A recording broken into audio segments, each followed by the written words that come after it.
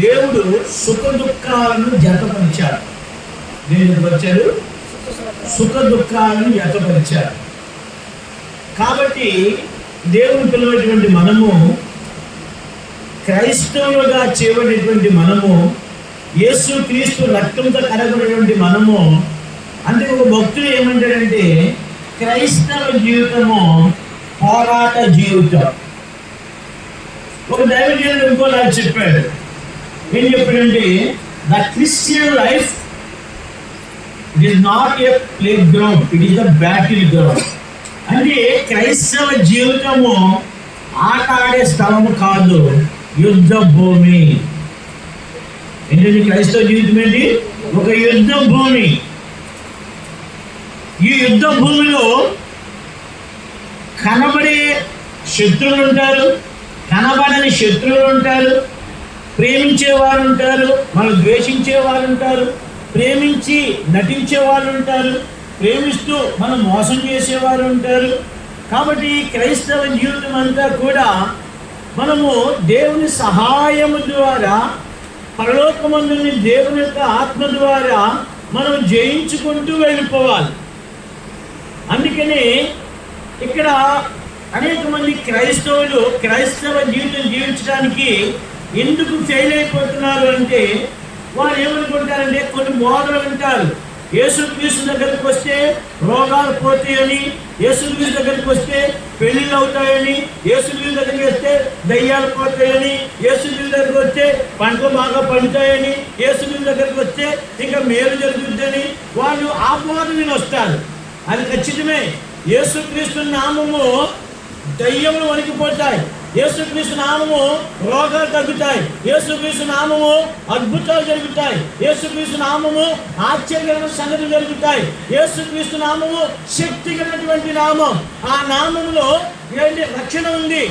కాబట్టి బైబిల్ ఏం చెప్తుంటే ప్రభు నామను బట్టి ప్రార్థన చేయవాడు రక్షించబడతాడు. అది ఒకవైపు.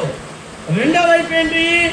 యేసుక్రీస్తుని అంగీకరించిన తరువాత శ్రమల గుండా వెళ్ళాలి, ఇబ్బందులు గుండా వెళ్ళాలి, ఇరుకుల గుండా వెళ్ళాలి, బాధల గుండా వెళ్ళాలి, దుఃఖాల గుండా వెళ్ళాలి, నిందల గుండా వెళ్ళాలి. ఇవన్నీ కూడా దేవుడే ఏం చేస్తాడు? అనుమతి ఇస్తాడు. ఎందుకు దేవుడు అనుమతిస్తాడు? ఎందుకు దేవుడు అనుమతిస్తాడు? రండి, ఎబ్రీ పత్రిక 5వ అధ్యాయము, ఎబ్రీ పత్రిక 5వ అధ్యాయం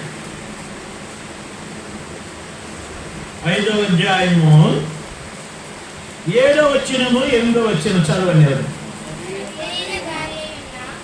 శరీర దారి అయిన దినములలో ఇంట్లో కొట్టుకోండి,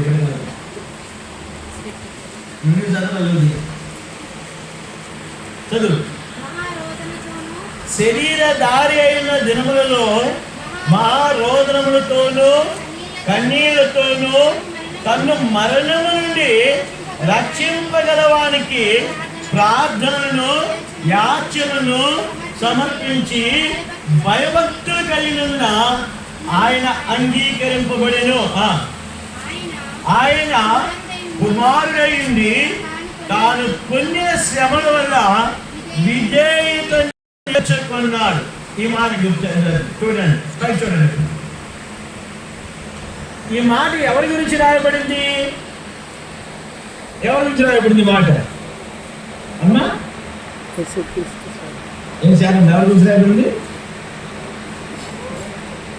మాకేం తెలుసండి, మేము ఆదివారం తప్ప మాట్లాడుకో కాపాడుతుంది. మేము బయట చూస్తే ఎవరి గురించి రాయబడింది? యేసుక్రీస్తు ప్రభువారి గురించి రాయబడింది. ఆయన శరీరధారి అయినటువంటి దినాలు. ఏ దినాలు అయ్యి? శరీరముగా.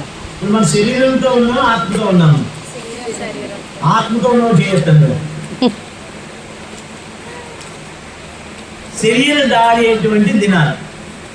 యేసుక్రీస్తు ప్రభువారు పరలోకమైనటువంటి దేవుడు, మహిమ కలిగినటువంటి దేవుడు. ఆయన నేను ఇచ్చేస్తాను, మీరు ఇబ్బంది పెట్టుకోండి.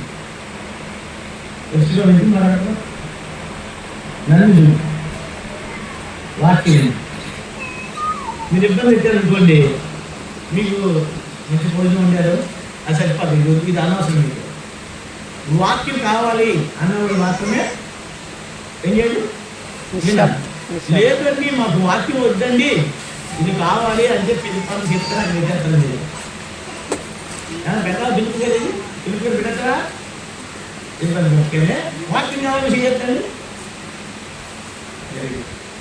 లేదండి మాకు భోజనమే కావాలని చెప్తే మరీ ముందు చేస్తారండి. అదిగో దాని ఏమన్నా వాక్యం భోజనం కావాలండి, రైట్ నీకు అమ్మాయి కావాలి, మీరు అమ్మ దించు. ఇక్కడ శరీరధారి అయినటువంటి దినాలు